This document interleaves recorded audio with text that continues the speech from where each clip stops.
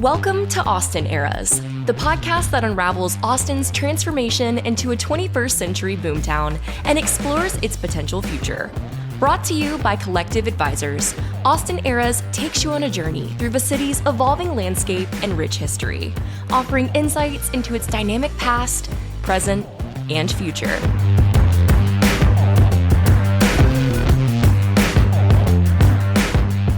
Welcome to the Austin Eras podcast. My name is Adam Flagg. I am the host of this episode and this podcast, and I have a really special guest today. Her name is Chelsea Elliott. Chelsea, welcome to the show. Thank you. It's great to be here. Chelsea, I want to give people a little background on what you do. So give me a second as I read a little bio. You're a native Austinite, which is rare. I don't know if we've had too many of you on the podcast yet. She's a social entrepreneur. She's an advocate for accessible healthcare. And after being diagnosed as blind in one eye and potentially deaf in one ear, as a child, she ended up founding Helen. Helen is a nonprofit dedicated to making vision care accessible for underserved communities. Since 2013, Helen has provided screenings to over 68,000 children. They launched a mobile optometry clinic and opened a permanent vision care center here in Austin. Chelsea has received numerous accolades for her work, including being named a CNN Hero in 2015, an Austin Young Change Maker in 2017, and a 2024 Austin Under 40 winner. She currently serves on Governor Greg Abbott's statewide Council for People with Disabilities and was awarded a Hispanic Impact Fund grant last year to expand Helen's reach. She's a proud graduate of St. Edward's University, and I think she just ran over here from the campus. I did. Guest lecture just now, and I'm sure she's sharing insights on social entrepreneurship and nonprofit leadership with the next generation of change makers. Beyond her nonprofit work, she's passionate about building a pipeline for future eye doctors, particularly with Hispanic communities. She's also working on a learning lab to further education and training in vision care. Chelsea's deep roots in Austin include family contributions to community projects like the Zilker Park Playscape. Can't wait to talk a little bit more about that and where her childhood handprints still remain. She's dedicated to shaping the city's future while ensuring families and children have the healthcare access they deserve. Chelsea, welcome to the show. Thank you. A little excited and a little nervous to be here today. No need to be nervous. This is fun because, I really think our podcast is about interviewing business, community, and cultural leaders in the city, and you fit that. And you've done it in a really unique way, and I think a way that is unlike any guest that we've had on the show. You're the first guest really to talk about healthcare in any fashion, and I think you're the first guest that we've had that maybe is a native to Austin altogether.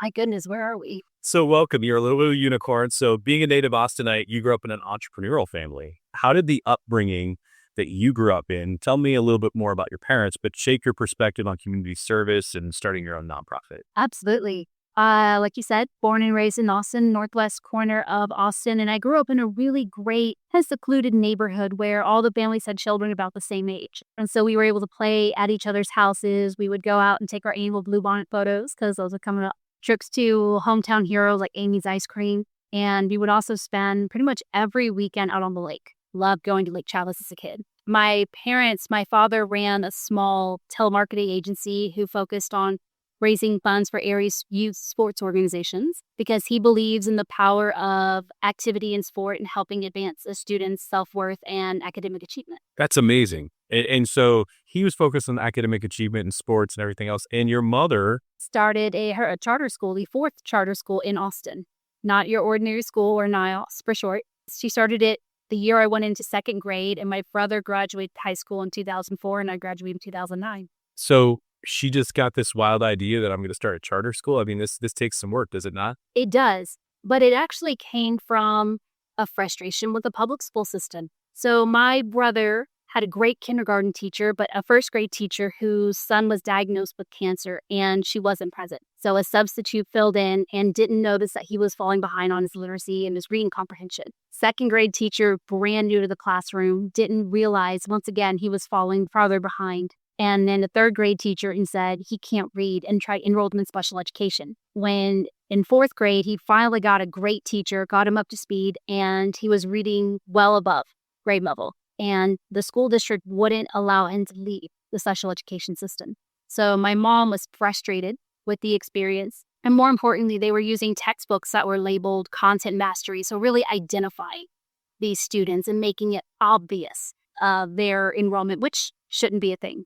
And She contacted the local education agency, and the woman who answered the phone was filling in. And the only response she was given was, I can send you an application to start a school. That's crazy. Right?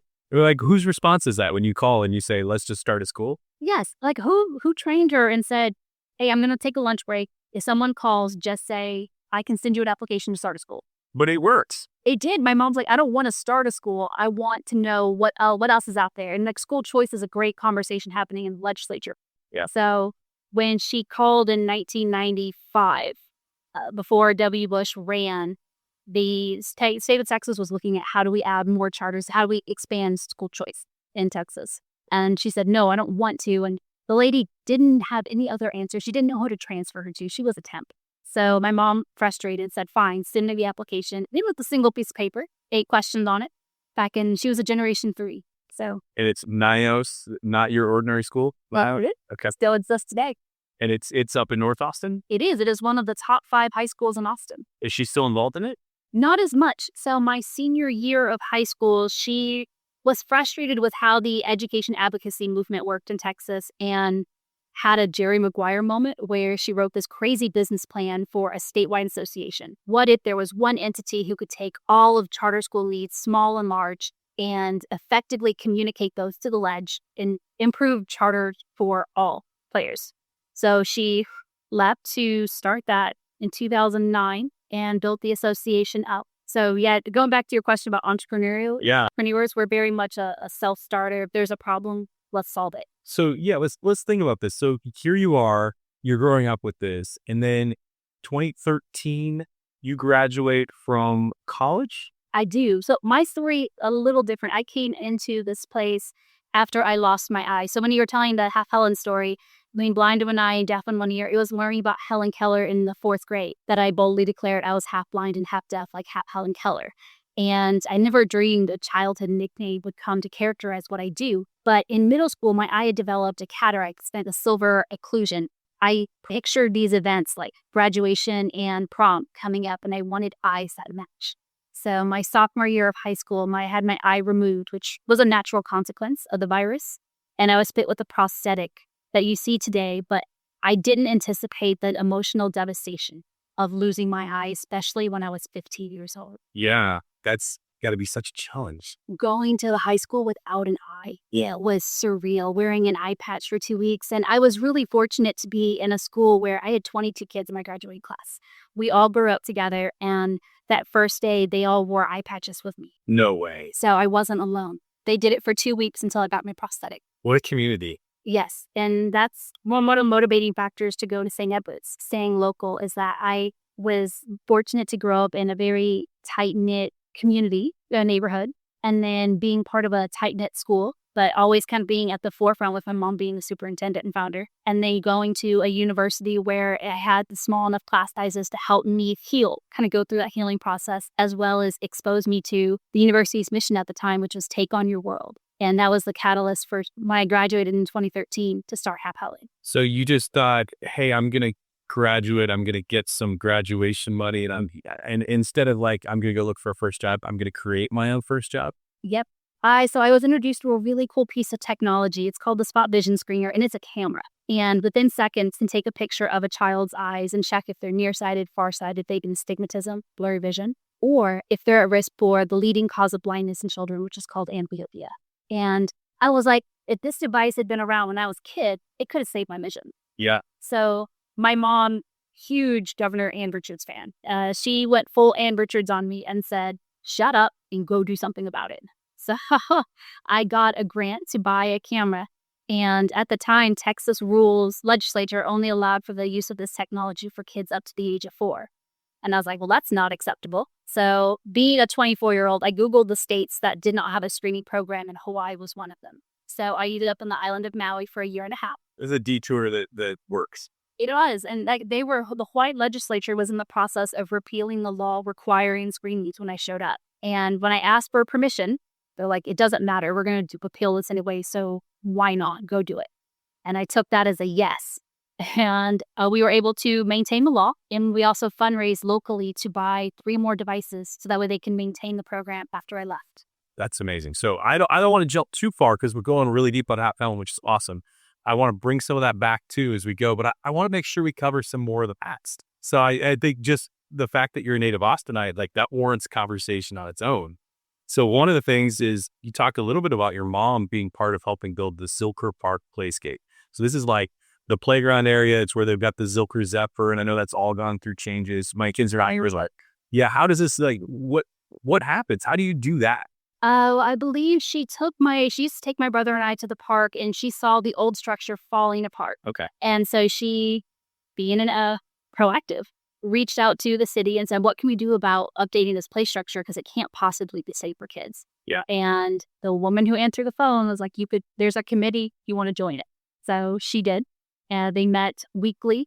The city she got the city to help finance the renovation. And as part of her tribute to the work, my brother and I both have our handprints on there's like a little ledge between the parents and St. Leon. So you watch your parents do all this and being drawn to a mission-driven career. Did you think like this is when you were a teenager? Did you think this was the direction you're going to go? I went to St. Edward's because I wanted to make movies. I wanted to tell stories. I studied communication, and I always pictured a life behind the camera. But it wasn't until I was introduced to that spot vision screener device that I realized that I was meant to work with a different type of camera. So not be the like Marvel movie maker, but be a storyteller who introduces technology into a space that really needs to be talked about. If you don't have vision, then you don't have the ability to see the things that you want to make anyway. Exactly. And it's such an easy problem to solve. I think people overlook vision because of that. They think if you can't see, just go to the eye doctor, get glasses, get contacts, problem solved. But what if you don't have the resources to get to the doctor? What if you can't afford the $300 to $500 that you may spend going to the eye doctor? And so that problem persists. And being my parents' child, I kept thinking that doesn't need to happen. Yeah. Well, it's expensive to go to the eye doctor. It's expensive to get contacts or glasses. I mean, sometimes you go and look at glasses and they're $600, $800, designer frames. And you even go for the cheaper ones and they still cost a lot. So I want to talk more about that as we get deeper into where Helen's going. But I still want to talk a little bit more about past because I think that all of these memories and lessons and things that you learned along the way are really important. So I want to ask you a little bit more about growing up in Austin, because I think that we don't have enough people to tell us what it was like in their time frame. So you grew up in Austin in the 90s, the early 2000s? 1990, yeah. Okay, so you grew up around Austin at the kind of the sleepy stage of maybe going from a governmental place to really experiencing tech in the city. Yes. Tell me a little bit more about kind of your first memories or what it was like to grow up in Northwest Austin. I remember Austin being more family friendly. I remember going as a family or going, the running joke of my neighborhood is that I was always in someone's car headed out. And so whether we were going to the movies, we were going to dinner, going to get ice cream, I was always on the move. Very travel friendly for a kid who couldn't drive yet. Yeah. I remember Austin, like the Arboretum was a great spot for us. They had these great stone cows that we would go take photos on, lay around, feed the ducks. And it was just welcoming to be there, where it's now it feels like children and families are less tolerated. And they're seen more as a burden, which makes it even harder on parents to be part of the community. I loved Austin in the 90s because it felt more inclusive in that regard. What do you think Austin really, how did it change? Why did that happen? What do you think the shift was? Growing up, our Austin theme was keep Austin weird. And that meant keep Austin communicative, keep it inclusive, keep it friendly. And now it kind of feels like a gimmick. Do you remember Leslie? Yep. Leslie was a Austin staple back in the 90s. Always saw him at Lamar and Lamar and Breaker, right?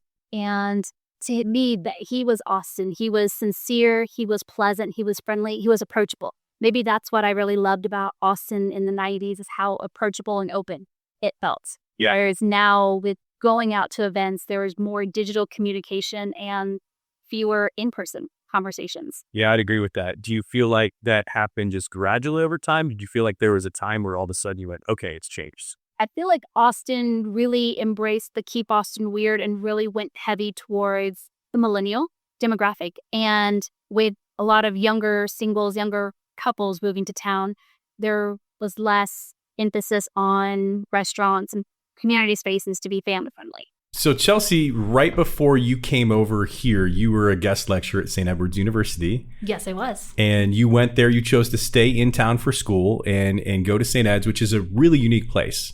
You've got a campus in I don't even know what to call it, South Austin, South Central. SoCo, yeah. Yeah, SoCo. So you've got it right there. Beautiful campus. You could see it, but not a lot of people really know about it. It's kind of nestled in a little secret area that people don't go. It really is. I actually dreamed of going to Texas A&M because my older brother went there. Okay. And it was my junior year of high school. I had a really cute history teacher who had a St. Edward's pennant up on the wall. And I was like, what's that? And as a native Austinite, I wasn't overly proud.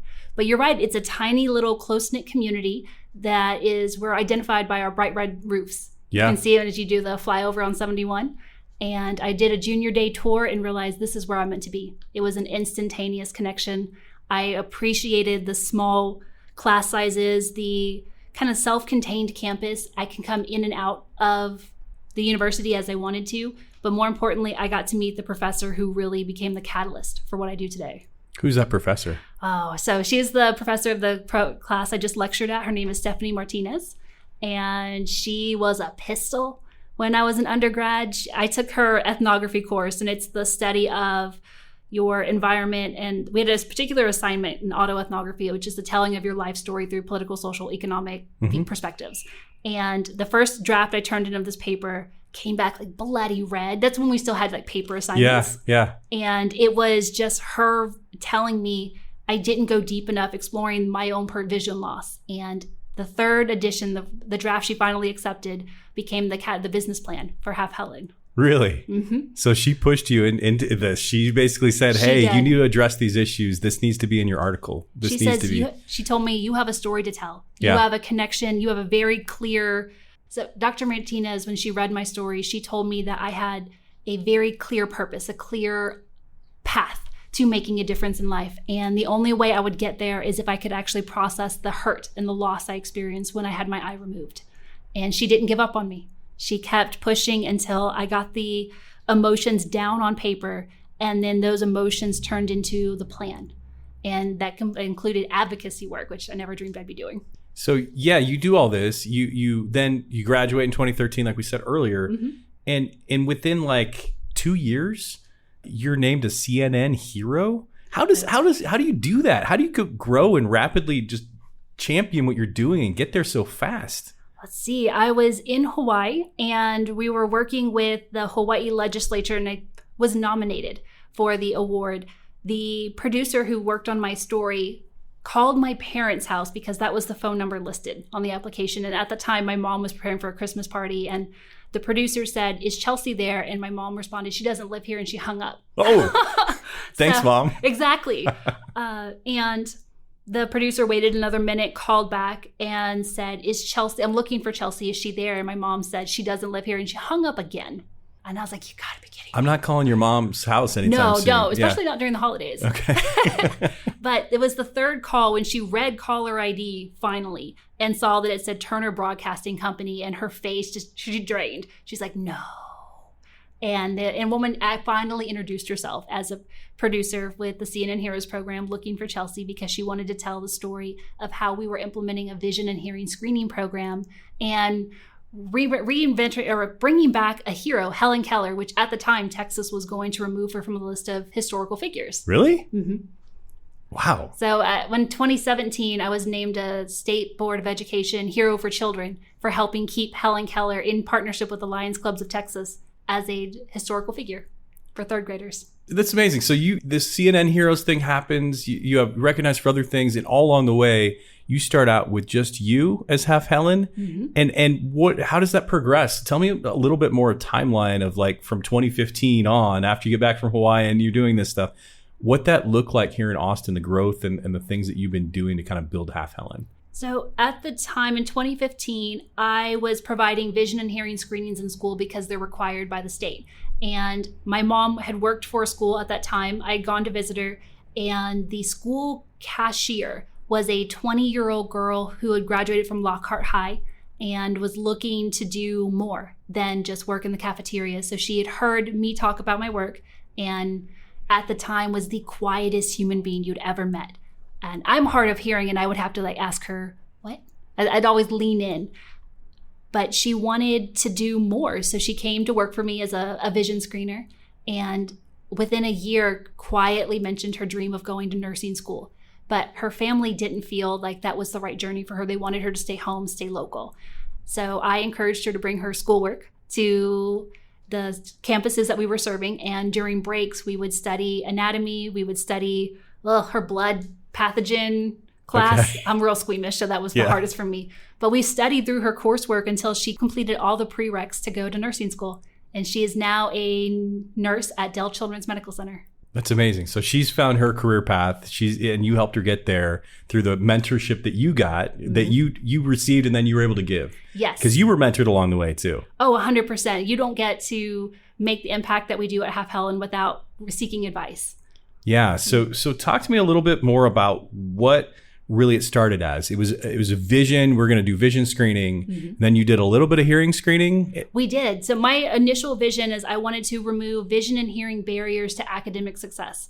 I wanted to help prevent future Half Helens. But I realized quickly it's not enough. What do you do if you identify a vision and hearing problem with the family, but they don't have the resources to follow up? Yeah. You're almost just identifying yet another thing that they have to add to their plate. So my brother is an infectious disease epidemiologist, and he said the motivating words, "So what?" to me. I was like, look how cool, we're identifying, we're working with a large volume of kids. And he said, so what? It's not enough. You need to be able to actually connect these families to care. And in 2019, we won an Impact Austin grant for $100,000 to build a pop-up clinic. We were going to go into schools, provide exams, really close that gap, because it is a problem that you and I have the power to solve with the right resources. Yeah. However, if you can't get the family to care, bring the care to the family. But when COVID hit, we weren't able to run our pop-up clinic. Yeah. So we went back to the drawing board, and there's a really cool Netflix show called Tiny House Nation. Okay. Where I was watching it one morning, and I thought, well, what if we built a tiny house? So our mobile eye clinic, Optical Prime, is a tiny house on wheels with 2 eye exam boards. Optical Prime, really? Uh-huh. What Optical a great Prime. name. It's a trailer that transforms into an eye clinic. Okay. All right. So you did this, and now, present day, you actually have a physical location now as well? Yes. So the need for our services, after Hawaii, Anderson Cooper had retweeted my story about being Half Helen, and we got some really cool national attention and, more importantly, national sponsorships. So I came back, and we were building the mobile clinic. We were going to serve children, but the parents and the grandparents of the kids we were serving started to call saying, can you help us? Oh. And one of our funders, St. David's Foundation in town, asked if we would be willing to use our mobile clinic to serve local community health centers whenever schools were on break. And I said, sure, but how hard can it be? Not realizing I'd never worked with an adult before. I've never worked with a senior, and didn't really know what medical eye care was until 2021, because we were a peds clinic. You mentioned to me that there's only 8 optometrists in Austin that accept Medicaid. And we're a huge city. How is that possible? Oh, that's a great question for our legislature. Medicaid is notorious for not paying very well for claims. When you break down financially, it actually costs private practices more money to see the patient, to provide the materials, and then submit the claim than they get reimbursed. So there's no financial incentive for them, especially when it has a high claim denial rate. So I thought we could become that practice. But in order to accept Medicaid, we had to form an independent medical group. So it's not just Half Helen, the nonprofit. We have an independent medical group owned by Dr. Laurie Sorensen, who is with Lakeline Vision Source, and her practice is the largest independent optometry practice in the country. Sounds like you found the right doctor to partner with, huh? When you talked about finding mentors, it's all about finding the right person. And we just happened to meet at the perfect time. She, 10 years ago, had wanted to find an organization like Half Helen and provide this charitable service because she understands how expensive vision care can be, but didn't have the right partner. So when I was introduced to her, I brought the resource, I brought the community partners, I brought the actual infrastructure, and I just needed her name and to employ the doctors that would then credential to bill for services. So you start out screening for children, then you find out there's more of a need from families. Yep. And you have Optical Prime, yes, your tiny house, and then you have the physical location. And all of a sudden you go, okay, well, we're not just serving kids anymore. We're like a community vision clinic of sorts. Is that a correct assumption? Yes, we are a family eye care resource now. Okay. And I would say over 60% of our patients are 55 and older. Many of them have never had an eye exam before, or it's been more than 15 years. And it's really crazy. There's a fascinating study that came out 5 years ago that talked about, they surveyed Americans and asked, of your 5 senses, which do you fear losing the most? Yeah. And it was hands down vision. It has to be. Because eyesight is so critical to every activity from the time you wake up to the time you go to sleep. But when they asked the follow-up question, when was your last eye exam? It was between 10 and 15 years. So it made people wonder, if you're so afraid of losing your vision, why haven't you been to the eye doctor? So let's talk about a certain culture in Austin that you have a huge impact on. The Hispanic culture. You were awarded a Hispanic Impact Fund grant, Half Helen was last year, from the Austin Community Foundation. And did I hear you say that you have over 90% of your patients are Hispanic? Yep, over 90% of our patients identify as Latino. And of that 90%, over 80% are only Spanish speaking. So one way Half Helen makes an impact in the community is by delivering culturally competent healthcare services by having a fully bilingual staff. So patients are greeted in their preferred language and educated from the time they walk in to the time they see the doctor to the time they get their glasses. That's amazing. So that has to reduce a lot of the barriers of what it's like to actually go through the eye exam, let alone the cost. Oh, absolutely. And we provide a really safe, comfortable space for patients to get that care. That's incredible. So the work that you're doing in Austin is really having a huge impact on the Latino population at this point. And we're in the process of really diversifying because vision is a need that affects all races and ethnicities. Yeah, truly. So one thing that happened to you fairly recently is that you were nominated, or you serve on Governor Greg Abbott's statewide council for people with disabilities. Yes, I was just appointed to the council. So that's really fascinating. How do you hope to use this platform to create meaningful change? So I was previously appointed to the governor's statewide health coordinating council, and our responsibility was to devise the state's health plan for underserved families. And I wanted to add vision as part of that resource, but the healthcare industry doesn't consider vision part of a primary care service, which is weird because how often do you go to work without your eyes? Never. How often do you drive without them? And it's crazy. We didn't gain any traction on that front. And when the governor's office approached me about the council for people with disabilities, I said 100% yes. And there are 3 other members who have their own personal vision loss, because we understand as our population in Austin ages, that eyesight and preserving eyesight is going to be more important than ever. Okay, so that's interesting that you say that, because our population is definitely getting older. We have a younger population that's probably struggling to find affordable housing in this area. So it's going to continue to be a growing problem for a metropolitan area that has, 2.4 million people? And growing, yeah. Yeah, so that's something that I think Half Helen probably has a lot. We're going to talk more about the future, where I want you to see, or where you're going to tell us where Half Helen's going. I'm curious about that. But before we do that, we're going to take a break and we'll have a word from our sponsor. In every episode of Austin Eras, we explore the layers of Austin's history, its vibrant present, and its exciting future. Just like our city, your financial journey is a rich tapestry, woven with moments that define you.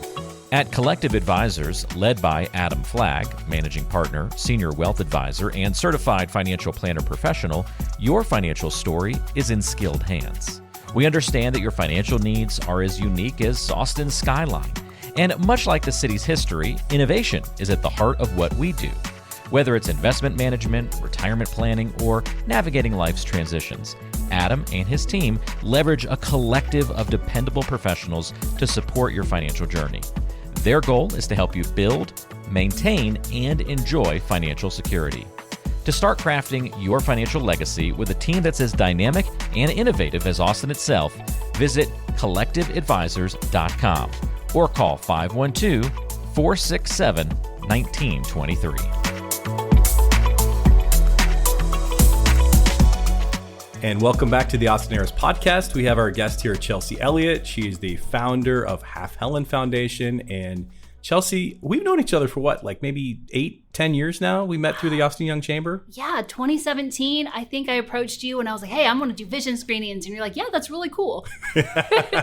I mean, you definitely got involved pretty quickly in the community and really have done a lot. And I think it's really helped spread the word about what you're trying to accomplish.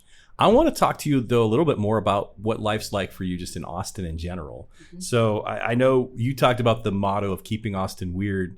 If there was one thing about Austin that you wanted to keep weird, ongoing, or you want to bring back that used to be weird, what would it be? Oh, that is a great question. I would love to see SoCo maintain its weird eclectic mix of like local shops and live music. Yeah. So like growing up, you could always go to really any venue downtown, South Congress, South Lamar, South First, and just listen to live music. And when I moved into Mueller, HEB there actually has a live band that plays Friday night, so I can sit out on my patio and listen to live music. Oh, that's fantastic. And that's something I think Austin should really retain, because we work with the Health Alliance for Austin Musicians, and HAM does a great job of making performances available so that live music, which has always been a staple of Austin, continues. Yeah, I love that. So live music, good music venues, affordable music venues. Outdoor spaces, making more comfortable, inclusive outdoor spaces, and like the Council with Disabilities helping to produce play areas that are designed for children with vision issues as well as children with sensory deprivation. And so how do you create more tactile, more engaging play environments? I love it. So it's so inclusive the way that you're thinking. So even in your life and your vision of the world, how you see it, you're looking to include more people, everything that you're doing. That's what I loved about Austin. That's why I stay, is that, well, it's home. My whole life has been here. My family is here, which makes it far more feasible. But I want to help bring back the city where I was welcomed, where my friends were welcome when we go to the park, where we had safe play structures to be, where we were protected and we could be outside. It takes me on a kind of a tangent about the overuse of digital devices and how we're giving kids dry eye syndrome, which is a chronic condition they'll have for the rest of their life because they're looking at a device so much during the day. Yeah, tell me, this is interesting. So I definitely hear and see that all the time. The interesting thing I'm hearing from you as a theme is that you seem to know quite a bit about eye care. Not that I wouldn't expect you to, but I mean, you have to have become a complete expert in this as you're launching and doing everything with your organization. Well, yeah, look at any entrepreneur. We have to be experts in what we're doing, otherwise we don't succeed.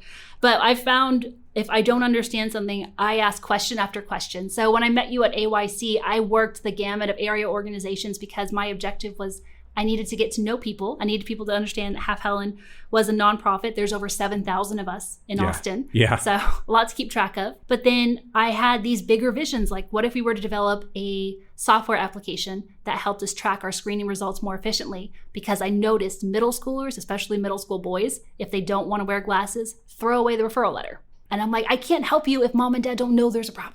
That's incredible. So we actually developed a mobile app, SwiftScreen, from money we got through Philanthropitch, the nonprofit pitch competition. And it's a source of revenue for the organization right now. That's amazing. So these middle school boys are just going to the trash can, throwing these out before they go home. They were so ballsy. They'll do it when making eye contact with you. You hand them this letter, they'll go up to the trash can, drop it. And what are you going to do? Look at you like they're the dog that just decided to do that inside your house. Yeah, exactly. And I'm like, bro, you can't see. And I know you can't see, but I can't help you unless mom and dad know. Yeah, they're testing the limits of power there. Oh, they did. That's funny. One thing you mentioned to me was Chaos Queens is a group that you're a part of. This is kind of kind of half professional, half fun, it sounds like. But you belong to a group of other nonprofit women leaders? Yes. So last year I participated in this organization called the Austin Area Research Organization, ARROW, and they have a fellowship, a McBee fellowship for young professionals who are looking to interact or mentor with more established Austin business leaders.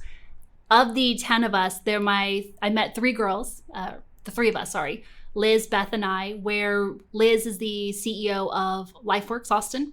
And then Beth was the head of a bank. So we all came from private sector, public sector, nonprofit.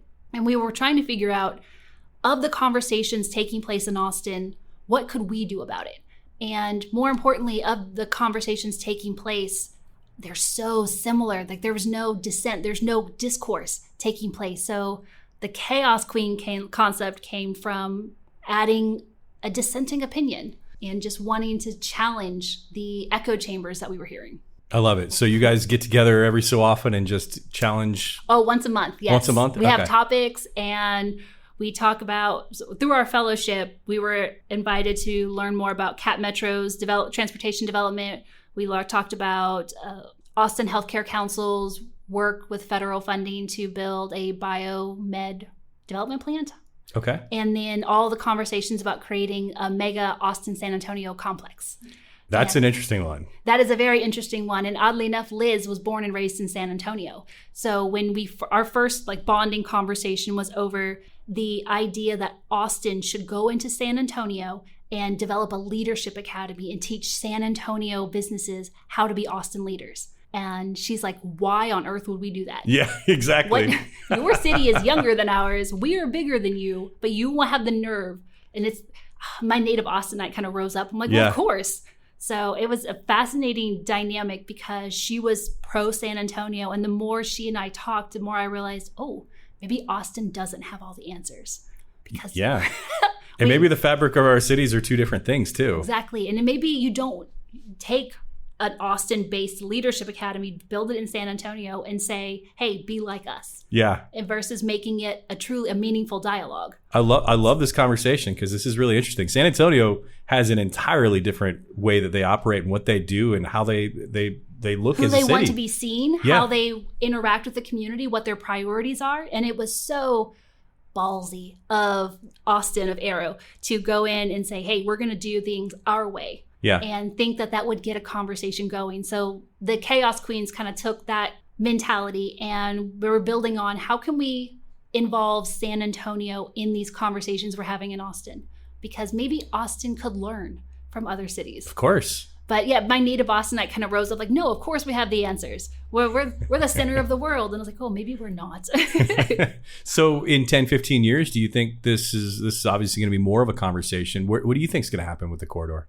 I honestly hope Austin does invite San Antonio in. I hope we start learning from them. They have built a great city. They have professional sports that I think Austin is slowly starting to adopt. I'm really excited about Katie's investment in the WNBA. Yeah. So the Fran Harris, who was a UT basketball player, she's helping spearhead that initiative. And she was a speaker at Aero. So Liz and I were kind of talking about what could the Austin Spurs do to help support the momentum for getting some professional sports here. And I kind of hope Austin bends a little bit. Maybe we bring that family friendliness because sports are a great way to include families, include people beyond single millennials. Yeah, agreed. So let's talk about your world in currently in Austin. What if someone's coming to visit you? What's your favorite under the radar place you want to take them in Austin? Oh, growing up here, I love going out on the lake. I know the Oasis isn't known for their food, which is so weird. You think that they would get a great chef in the 35 years they've been open? Are they listening? I don't think they're going to listen to this. I love going to the Oasis, and I grew up when there was water in the lake, so it was just a wonderful place to be. I also love Lick ice cream. So we've got a storefront in Mueller, and they got the mix of vegan, right? Yeah. Love Lick ice cream. It's probably one of my favorites. Lick Honest ice creams. They do all homemade flavors. They even have alcohol in some of them. Is that right? They do. They've got eclectic flavors. They've got vegan options. I love the spicy chocolate. Okay. Which is a weird combo. You wouldn't think about it. They also have a asparagus vanilla bean, which I'm like, that sounds disgusting. So naturally, I got to have it. Yeah. Big fan. Okay. Yeah. It's like eating those weird jelly beans. They make it work. Okay. Like the Harry Potter jelly beans. Yes, exactly. So that's what you've been doing for under the radar stuff. When we think about kind of your current and future of Austin, I have a couple questions for you. Let's talk a little bit more about the future vision of Half Helen. Mm-hmm. I think you've seen some rapid expansion, some really interesting growth. You're putting your life and times into this. You have a staff now. What's Half Helen Foundation? What does it look like today? Today, Half Helen is a staff of 7 full-time individuals, and our medical group has 2.5 doctors. Okay. So it's growing. What do you think Half Helen's going to look like in 10 years? What's it going to look like in 20 years? Where is that vision going for the organization? And what more do you think you guys can do here in Austin? Oh, I love that question. So right now, Half Helen is addressing the immediate need where there aren't providers. And there's a great need for children that have Medicaid or underserved families to see clearly. So we're going to solve that immediate problem. But we're also going to expand and start delivering more medical eye care services because it's not enough just to solve the problem in front of you when there's a deeper vision problem affecting their ability to see. So I'm excited about a case. We're working with Dell Laser right now to help a 15-year-old boy who was trying to take his driver's test and failed, only to realize he has a very severe vision issue called keratoconus. and it requires a surgical procedure that's not covered by insurance. Out of pocket's $11,000. Oh my gosh. And I'm like, and who's got that money to drop? No. Right now. Yeah. So I reached out to Dell Laser and I said, would you guys be willing to help us with this procedure? Because this individual is not eligible for Medicaid. And there's really only one reason why you wouldn't be. So they said yes, thank heaven. And we were able to use our nonprofit funds to cover the supplies and materials. And once he has the procedure, it also, that's the other part of this partnership is this surgery requires the patient to have a primary eye care doctor, which for many underserved families isn't a thing because of their transient nature. They go where care is available. Yeah. So in order for him to receive this procedure, he had to establish with us Have Helen a primary vision care resource for the first time for this family. And now he's going to have the surgery, come back to us, and be fitted with these special contact lenses that will help him preserve his vision. Wow. So it sounds to me like you're willing to have a creative solution for even a one-off patient, that Have Helen is willing to go the extra mile to do what it needs to do for any of the patients out there. Blurry vision should not keep you from living your life. Yeah. We believe clear eyesight is a basic human right, and these are all established processes, but they just need to be applied in this particular setting in the nonprofit world.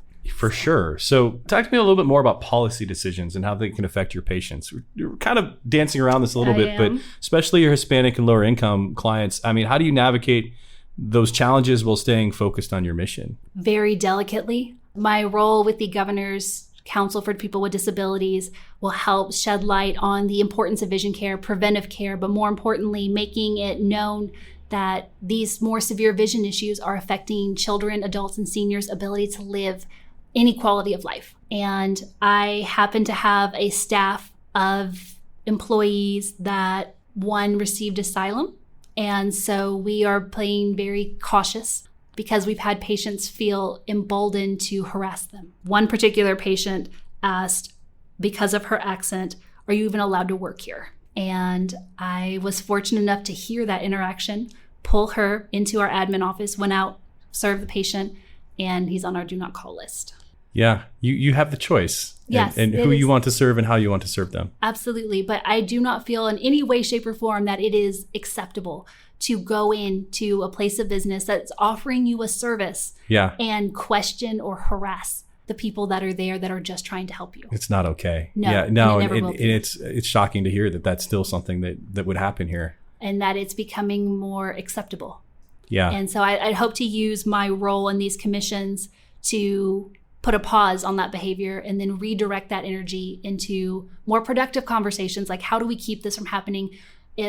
How do we help particularly seniors that have Medicare, but their plans don't cover glasses, which is why people go to the eye doctor, because they can't see.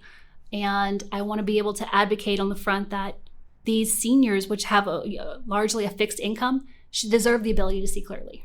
Of course. So I really skirted around that because I have to be very careful in how I answer questions. You did great. And I know you're working on a learning lab too to train future eye doctors. And I want to talk about that because what will that space offer and what impact do you hope that will have? So that is a collaboration I'm working on with Alicia Palacio Woods from Capital Idea.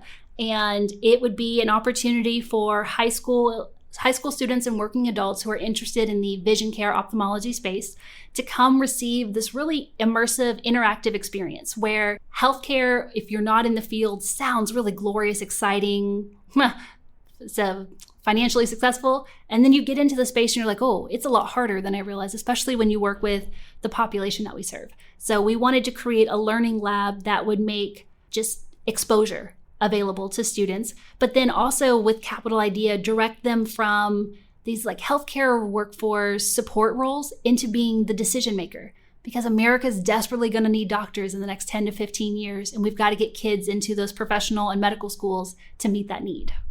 And so I want to open a learning space where students could come to us, get that experiential learning opportunity, pair with a local optometrist who can kind of mentor them through undergrad, and then be available when they want to apply for optometry school. So you have some great visions for the future. We have Learning Lab, we have Optical Prime, we have the physical location. You also told me that you thought that the biotech industry should maybe have some more expansion here. We need to become more family friendly. We need to kind of bounce back to that as a city. What specific changes would you like to see? I would love to start with a more inclusive attitude. I loved being a kid, going into a restaurant and not having people stop and stare or treat my parents like a burden because they brought their kids in. And I love, like, living in Mueller, how family friendly the space is for all demographics, all races, ethnicities, for people who are visually impaired. The amount of work the city has done to make walkable spaces inclusive for people like me is impressive, and I'd like to see that momentum continued. Thank you for the answer. Now, I've got one question. I don't know the answer to it, and I'm kind of curious. I'm actually going to pull up ChatGPT live on our podcast here.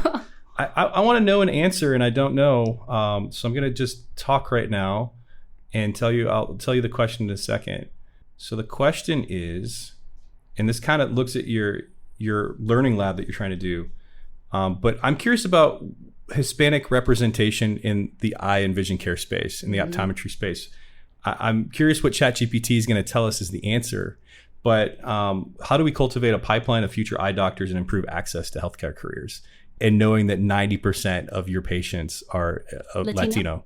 Yeah, I'm curious. It does not have an answer, by the way. I've been asking it. It's just sitting here thinking. It's a tough challenge.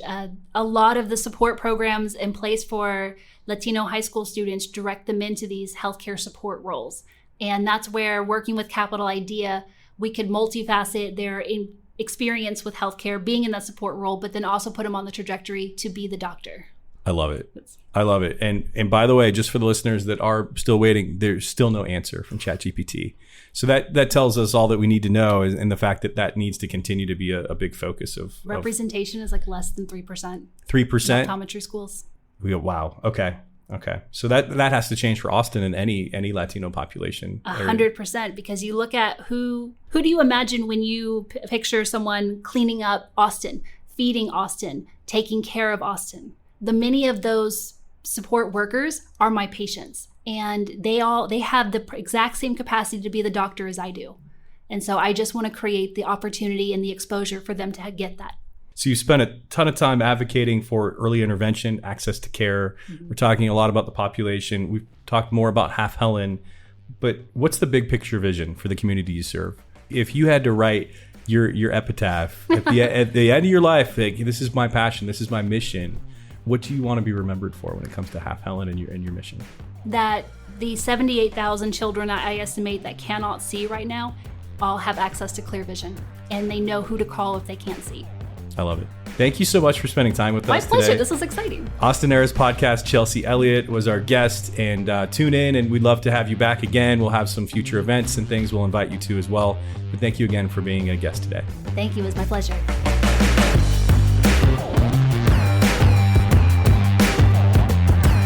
Austin Eras, featuring Adam Flagg, is brought to you by Collective Advisors. Collective Advisors offers investment advisory services through CWM LLC, an SEC-registered investment advisor.